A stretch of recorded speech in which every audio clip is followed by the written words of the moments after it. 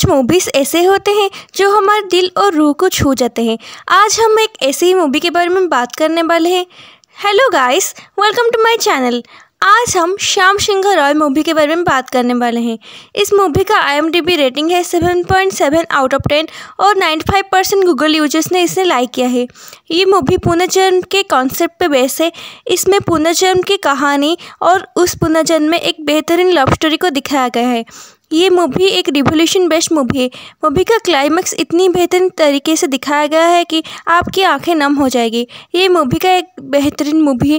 अगर पुष्पा मूवी ना होता उस टाइम पे तो ये मूवी ज़रूर एक ब्लॉकबस्टर मूवी होता।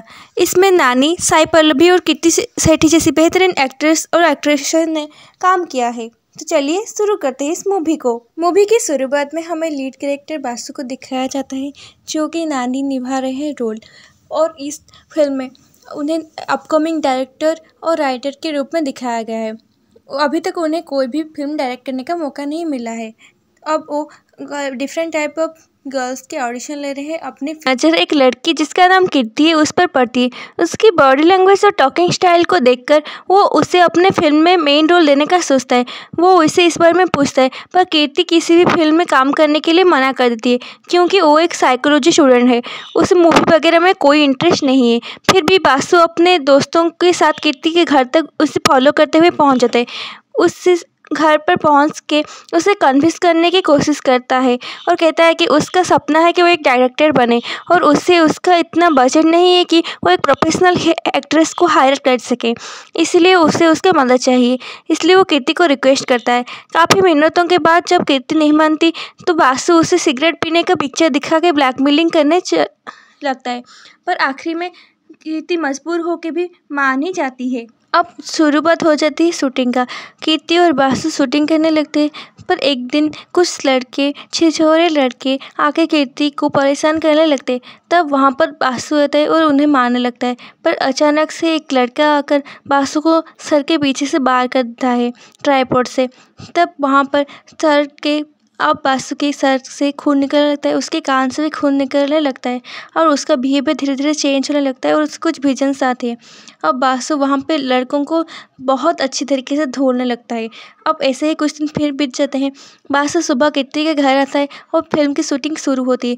ऐसे ही कुछ दिन बीत जाते हैं। एक दिन उसका शूटिंग हाईवे पे होने वाला था, तभी कीर्ति को चेंज करना होता है, तो बासु को उसे कार में ही चेंज करने को कहता है, पर कीर्ति उसे मना करती है। तो बासु उसे पैसों का बहाना देके मना लेता है, पर वहाँ तभी बारिश शुरू हो जाती है। बासु का दोस्त अब पूछता है कि हम क्या करें। बासु बोलते हैं, अच्छा वह बारिश शुरू हो गई, अब शूटिंग करने कर लेते हैं, साउंड इफेक्ट का पैसा भी बचेगा। कुछ दिन बाद बासु ड्रोन के साथ शूटिंग कर लगता है। तभी वहाँ पर कुछ पुलिस वाले आते हैं, तो वो बिना परमिशन के ड्रोन उड़ाने के लिए उसे अरेस्ट करने लगते हैं। तब वहाँ पर बासु कीर्ति की तरफ भी इशारा करता है और कहता है, सर आपको हमारे साथ जो करना है कीजिए, पर उस लड़की को छोड़ दीजिए। तो वो पुलिस वाला कहता है कि अच्छा वो लड़की तुम्हारे साथ भी है, तो ये कह के अब उसे भी उठाओ कह के उन सब लोगों को लेके पुलिस स्टेशन चला जाता है। तब वहाँ पर कीर्ति के पापा आके उन सब की बेल करवाते हैं। अब कीर्ति गुस्से में थी और वो बोलती कि नहीं मुझे अब ये फिल्म नहीं करना, तो उसे फिर से बासु रिक्वेस्ट करने लगता है और वो बोलता है कि मैंने अभी तक अपनी किराए का 1 महीने का रेंट भी नहीं दिया है, अब जॉब छोड़ चुका हूँ, प्लीज़ तुम मान जाओ। पर फिर बहुत मिन्नतों के बाद कीर्ति फाइनली मान जाती है। अब ऐसे ही आगे फिल्म शूटिंग चलती रहती है और कुछ दिनों बाद फिल्म कंप्लीट हो जाता है। अब वो फिल्म को लेकर बासु एक प्रोड्यूसर के पास जाता है और प्रोड्यूसर को वो शॉर्ट फिल्म बहुत पसंद आती है और वो उसे एक टारगेट देता है कि उसे और एक फिल्म को लिखना होगा। अब बासु फिर से दिन रात जुट जाता है अपने काम में और वो एक फिल्म लिखने लगता है, पर अभी उसके क्लाइमैक्स का सीन पूरा नहीं हुआ था। उसके बाद एक दिन बासु को डायरेक्टर का फ़ोन आता है और कहता है कि हम कल 2 महीने के लिए अमेरिका जा रहे हैं, तो तुम्हें कल ही आके अपना स्क्रिप्ट पूरा करना होगा और दिखाना होगा। इस बात से टेंशन से बासु बहुत ड्रिंक करता है, फिर उसके कान से खून निकलने लगता है और फिर उसका बिहेवियर चेंज होता है और वो जल्द से जल्द अपनी क्लाइमैक्स का सीन लिखता है। अब वो फिर उस क्लाइमैक्स के सीन को लेके जाता है डायरेक्टर के पास और वो उसे दिखाता है। तो क्लाइमैक्स का सीन उसे बहुत पसंद आता है और स्टोरी वो बहुत पसंद करता है और उसे डायरेक्ट करने का परमिशन देता है और उसकी फिल्म में पैसे लगाने के लिए तैयार हो जाता है। सब ड्रिंक करने लगते हैं। तब कीर्ति वासु को कहते हैं तुम हम लोगों को भूलोगे तो नहीं। तो वासु कहते हैं मुझे तुम्हारी वजह से इतनी बड़ी अपॉर्चुनिटी मिली, मैं तुम लोगों को कैसे भूल सकता हूँ। अब वहाँ पर कीर्ति वासु को एक रेड शर्ट गिफ्ट करती है और बोलती है जब तुम बहुत फेमस हो जाओगे ये शर्ट तब पहनना, तो हम समझेंगे कि तुम हमें नहीं भूले हो। अब वासु ऐसा ही करके करेगा कह के वो शर्ट रख लेता है। अब वहाँ पर से वासु के दोस्त चले जाते हैं और वासु और कीर्ति अब एक दूसरे के फीलिंग्स को कंट्रोल नहीं कर पाते, वो दोनों किस करने लगते हैं। और जब वो दोनों इंटीमेट होने ही लगते हैं कि तभी वासु रोजी का नाम लेता है। तो कीर्ति उससे दूर हो जाती है और कहती है तुम सब लड़के एक जैसे ही होते हो, और वहाँ से उसे छोड़ के चली जाती है। अब दूसरे दिन सुबह वासु के दोस्त उससे पूछता है ये रोजी कौन है। तो वो पूछता है मैं नहीं जानता कोई रोजी को, बस उसका नाम मुँह से निकल गया। तो वासु का दोस्त उसे कहता है तुम अब सिर्फ फिल्म पे कंसंट्रेट करो। फिर 1 साल की मेहनत के बाद वासु फाइनली अपनी फिल्म को रिलीज़ करता है और लोगों को भी ये फिल्म बहुत पसंद आती है। प्रोड्यूसर कहता है कि हम ऐसे ही और एक फिल्म चाहेंगे जो कि हॉलीवुड में डबिंग हो, और फिर वो हॉलीवुड के इस फिल्म को डायरेक्ट करने का ऑफ़र भी उसे देता है। वो उसके लिए एक प्रेस कॉन्फ्रेंस रखता है, पर तभी वहाँ पर पुलिस आ जाती है और वो क्लेम करने लगते हैं कि वासु की स्टोरी किसी की स्टोरी की कॉपी है और इसीलिए उसे अब जेल जाना पड़ेगा। इस बात से वासु और बाकी सब शॉक रह जाते हैं और वासु की थू होने लगती है। और वहाँ पर से ये बात कीर्ति के पापा कीर्ति को बताते हैं। तब कीर्ति वो वीडियो वासु उसी शर्ट को पहना था जिससे उसने गिफ्ट किया था। अब वो समझ सकती है कि उसमें वासु की कोई गलती नहीं। वासु को केस कोई भी लॉयर लेने को तैयार नहीं था। वो कीर्ति और वासु का दोस्त उसकी एक कजिन पद्मावती के पास जाते हैं तो वो वासु का केस लेने को तैयार हो जाते, पर उस केस का अपोजिट लॉयर पद्मावती के गुरु थे जिनसे वो लॉ सीखी थी, सुब्रमण्यम जी। वासु के बात करते हैं और कहती है कि अगर तुमने ये स्टोरी कॉपी किया है तो सच कह दो, नहीं तो तुम्हें जेल जाना पड़ेगा और तुम्हें कोई नहीं बचा सकता। अगर सच कह दिया सिर्फ 6 साल की सजा होगी और कुछ जुर्माना देना पड़ेगा। पर वासु से कहता है मैं किसी भी स्टोरी को कॉपी नहीं किया हूँ, ये मेरा अपना स्टोरी है। फिर ये केस कोर्ट में शुरू हो जाती है। पद्मावती बस इस केस को बहुत कम सबूत थे, इसलिए वो ये केस की डेट आगे बढ़ाना चाहती थी। वासु कीर्ति और पद्मावती वासु के दोस्त कॉफी सेट में बैठे थे तो पद्मावती उसे कहते तुम्हारी स्टोरी बंगाल के एक फेमस राइटर श्याम सिंह रॉय की तरह है। श्याम के नाम सुनकर वासु के कान से फिर से खून निकलने लगता है। इस तरह उसके कान से खून निकलता है और उसकी बिहेवियर धीरे धीरे चेंज होने लगते हैं। कितने ये सब पहले भी नोटिस किया था और इसलिए वो उसे अपनी टीचर के पास लक्ष्मी के पास ले जाती है। उसकी टीचर वासु से बात करती हैं और उससे हिप्नोटाइज करने के लिए कहते हैं, जिस पर वो भी तैयार हो जाता है। फिर लक्ष्मी मैम उसके ऊपर हिप्नोटाइज करते हैं और धीरे धीरे वासु का बिहेवियर चेंज होने लगता है। और जब लक्ष्मी उसको उसका नाम पूछते हैं तो स्टाइल से अपना नाम लेता है, श्याम सिंह रॉय। ये वक्त 1969 का होता है। ये बंगाल का स्टोरी होता है जहाँ पर श्याम सिंह रॉय अपने भाइयों के साथ रहा करता था और वो उसके 4 भाई होते हैं, पर वो श्याम से चिढ़ते थे क्योंकि वो किसी को ऊंचा नीचा नहीं मानता था और अपने स्टोरी के साथ वो रिवॉल्यूशन लाना चाहता था जिससे वो अपने लोगों की सोच बदल सके। तभी हम देखते हैं कि उस गांव में कुछ ऊंची जाति के लोग दलितों को कुएं से पानी लेने से नहीं दे रहे थे और दलित की भी हिम्मत नहीं होती थी। वो इंतजार कर रहे थे ताकि उन्हें थोड़े से पीने के लिए पानी मिल जाए। जब ये बात शाम को पता चलती है तो वहाँ पर पहुँच जाता है और एक दलित को वहाँ से पानी भरने के लिए कहता है। पर जब दलित कुएं के पास पानी भरने के लिए पहुँचता है तो कुछ उच्च जाति के ब्राह्मण लोग उसके चिल्लाने लगते हैं कि अगर वो कुएं को छुएगा तो कुआं अपवित्र हो जाएगा और वो ऐसा होने बिल्कुल भी नहीं दे सकते। इसलिए श्याम सिंह रॉय उस दलित को कुएं के अंदर ही गिरा देता है और बाद में उसे रस्सी दे के बाहर निकालता है और ऊंची जाति के लोगों से कहता है ये कुआं अब अपवित्र हो चुका है, कोई ऊंची जाति के लोग यहाँ से पानी नहीं पिएगा, ये कुआं सिर्फ दलित जाति का है। अब इस बात से वहाँ के सारे ऊंची जाति के लोग नाराज और गुस्सा हो जाते हैं और वो ये सारी बातें उसके बड़े भाई को बोल देते हैं। उसके बड़े भाई उस पर गुस्सा करते हैं और घर आके और श्याम सिंह रॉय को एक थप्पड़ मार देते हैं क्योंकि ये बात उन्हें भी पसंद नहीं आती थी और वो भी एक ऊंचे खानदान के लोग होते हैं। श्याम उन्हें कुछ नहीं कहता क्योंकि वो अपने बड़े भाई को पिता का सम्मान दिया करता था। तब उसका थर्ड भाई मनोज आता है, तुम उनकी बातों का बुरा मत मानो, तुम पूजा खत्म होने तक यहाँ रुको। पर श्याम उन्हें कहता है जहाँ पर इंसान को इंसान ही माना जाता वहाँ पर रुकने का कोई फ़ायदा नहीं है और वो अपना सामान लेके बड़े भाई का पैर छूकर नदी की ओर जाने लगता है। पर वहाँ पे उसे कोई भी नाव मिला नहीं मिलता। उसे ढूंढते हुए मंदिर जाता है। पर तभी वो वहाँ पे देखता है कि मंदिर में कुछ प्रोग्राम्स चल रहे हैं और कुछ लड़कियाँ डांस कर रही हैं। वहाँ पे वो एक लड़की देखता है जिसका नाम मैथिली होता है और वो बहुत अच्छी डांसर थी। और वो उस गांव के नाव वाले से पूछता है कि ये सब यहाँ पर क्या हो रहा है, ये सब लड़कियाँ क्या कर रही हैं। तो वो बोलता है ये लोग देवदास से हैं, ये लोग बंगाल से यहाँ पे आए हैं। वो नाव वाला कहता है ये देवदास से सिर्फ 10 दिनों के लिए यहाँ पर आती हैं, ये कभी भी मंदिर से बाहर नहीं आते सिवाय दशहरा के 10 दिन के। श्याम यूँ सुनकर अपना जाने का प्लान कैंसिल करता है।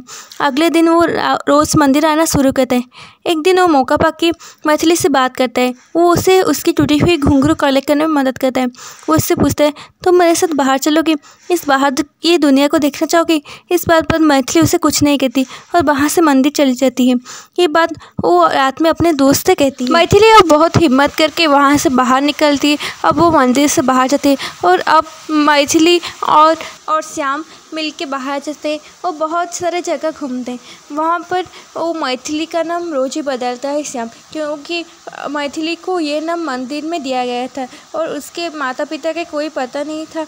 अब उसका नाम श्याम ने रोज ही रखा था। वो दोनों बहुत सारे टाइम अपने एक साथ स्पेंड करने लगते हैं।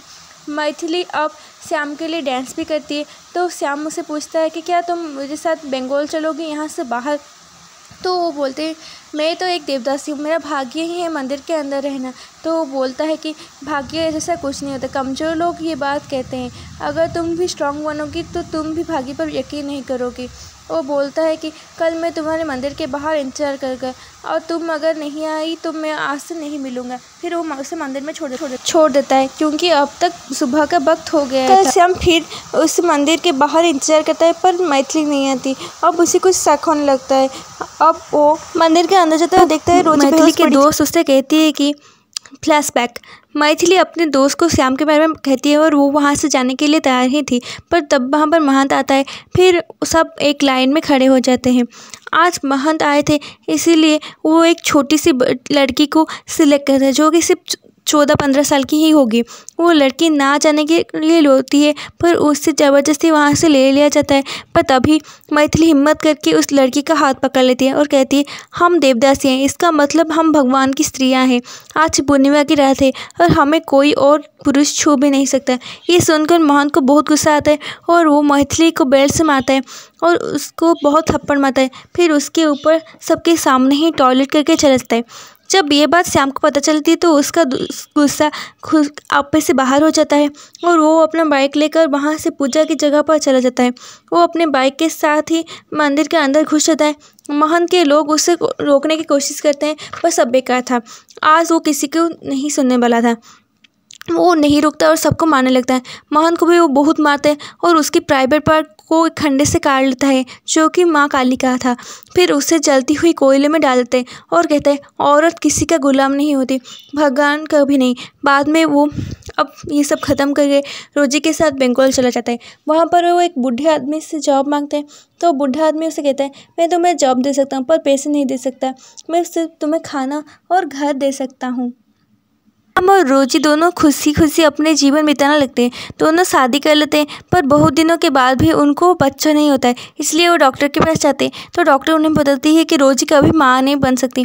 ये सुनकर दोनों उदास हो जाते हैं। श्याम रोजी से मेहनत करता है और दिन दुगने रात चौगुना तरक्की करने लगता है। एक दिन उसका थर्ड भाई मनोज उससे मिलने आया और कहता है हमारे बड़े भाई की तबीयत ख़राब है इसलिए तुम्हें मेरे साथ चलना होगा। अब तक 7 साल हो चुके थे। तो रोजी श्याम से कहती है तुम्हारा अब वहाँ जाना ठीक नहीं है। तो वो रोजी को प्रॉमिस करता है कि वो फिर से लौट के ज़रूर आएगा। फिर दोनों भाई गांव के लिए निकल जाते हैं। रास्ते में नदी में जाते वक्त श्याम वहाँ पर बैठी एक लड़की की बटरफ्लाई ड्राइंग कर रही थी। उसे देखकर एक स्टोरी लिखता है और उसे मनोज को देता है। फिर दोनों गांव में पहुँचते हैं। वहाँ पर श्याम को सभी खाने देने के लिए जा रहे थे पर तभी उसके भाई कहते हैं तुम तो बहुत फेमस हो गए हो श्याम, न्यूज़ में मैंने पढ़ा था तुम्हारे बारे में, अब तुम जल्दी से हमारे किसी जात की लड़की से शादी कर लो। तभी श्याम खाना छोड़कर उठ जाता है और वो कहता है अब मेरा शादी रोजी के साथ हो गया और वो मेरी पत्नी है। फिर उसके बड़े भाई उसको एक चाकू से उसके पेट पे वार कर देते हैं और उसके छोटे भाई भी उसके ऊपर वार कर देते हैं। मनोज उसे बचाने की कोशिश करता है पर उसे वो लोग रोक देते हैं और अब वहाँ पे उसकी मौत हो जाती है, पर उससे पहले उसने कहा था मैंने उससे वादा किया है मैं लौट के ज़रूर आऊँगा। बासु रोजी को ढूंढने अब बंगाल आता है। वो वहाँ श्याम के घर पहुँचता है। वहाँ वो उस ट्रस्ट की पुरानी मालकिन की बेटी से रोजी के बारे में पूछता है, पर वो बोलती है श्याम दादा के जाने के बाद रोजी भी कहीं चली गई। वो वहाँ से निराश होकर लौटता है। वो श्याम का ट्रस्ट घर भी जाता है जो अब बंद हो चुका था। उसे बहुत सी पुरानी चीज़ें वहाँ पर याद आती है। उसे कुछ बुक्स और उसके अंदर फोटोग्राफ्स भी मिलते हैं। उसे बहुत सी पुरानी चीज़ें याद आ रही है। कीर्ति उसे कल कोर्ट की पेशी है ये कह के वहाँ से ले जाती है। सब दूसरे दिन कोर्ट में पेश होते हैं। वहाँ पर बासु की लॉयर उन्हें ऐसे पहले से ही बहुत सारी केसेस की फाइल्स देती है जो पहले से दर्ज हो चुकी थी और कोर्ट उससे ग्रांटेड कर चुका था, पर अपोजिट केस के लॉयर इस सब को खारिज कर देते हैं और हिप्नोटाइज को कोर्ट में मान्यता ना मिलने का भी कहते हैं। तभी जज अपने फैसले को सुनाते ही बोलते हैं वहाँ व्हीलचेयर में बैठे एक इंसान कोर्ट में अंदर आता है। ये मनुष्य था जो अब 80 साल का हो चुका था। वो बासु को देखकर श्याम बोलता है। वो जज को बासु श्याम होने का कहता है। अपोजिट लॉयर उसे कहता है कि आप ये बता रहे हैं कि श्याम का पुनर्जन्म है? तो वो येस में जवाब देता है। वहाँ पे और एक स्टोरी का कॉपी वो सबमिट करता है। वह वही स्टोरी था जो श्याम ने मनुष्य को दिया था। जब सारी बातें सुनकर अब श्याम यानी कि बासु के सपोर्ट में अपनी राय देते। मनोज अब उससे माफ़ी मांगते हैं और उसे ऐसा ट्रस्ट का ओनर बनाता है, पर बासु कहता है मैं ये सब लेके क्या करूँगा जब रोजी ही नहीं, पता नहीं मैं भी अभी तक जिंदा क्यों हूँ। मनोज उससे आज सुन के बोलता है रोजी अभी जिंदा है। बासु के भाई उसे एक जगह लेके जाता है। ये वही जगह थी जहाँ रोजी और श्याम रात में एक साथ टाइम स्पेंड किया करते थे। वहाँ पे एक घर होता है जहाँ रोजी बच्चों को डांस सिखाया करती थी। वहाँ पर श्याम एक फ़ोटो भी मिलता है। वो रोजी को पागलों की तरह ढूंढने लगता है। वहाँ बासु एक लड़की से रोजी के बारे में पूछता है। वो पूछता है कि वो कहाँ है, तो लड़की नदी की तरफ इशारा करते हैं। बासु भाग के वहाँ पर जाता है। वो वहाँ पे ओल्ड रोजी को खड़ा हुआ देखता है। दोनों की आंखों में आंसू होते हैं। फिर रोजी बासु को माथे को चूम लेती है। फिर रोजी अपनी आखिरी सपना यानी कि अमावस्या के दिन उसकी गोद में उसकी बाहों में मुस्कुराते हुए आखिरी दम तोड़ती है और उसकी मौत के साथ ये फिल्म ख़त्म हो जाती है। ये मूवी मुझे बहुत पसंद है। आप लोगों को ये मूवी कैसा लगा प्लीज़ आप कमेंट में ज़रूर बताइएगा और हम अपने चैनल को कैसे इम्प्रूव कर सकते हैं ये भी कमेंट में ज़रूर बताइएगा। और अगर आपको वीडियो पसंद आए तो प्लीज़ लाइक करिएगा एंड सब्सक्राइब करिएगा हमारे चैनल को। Thank you for watching.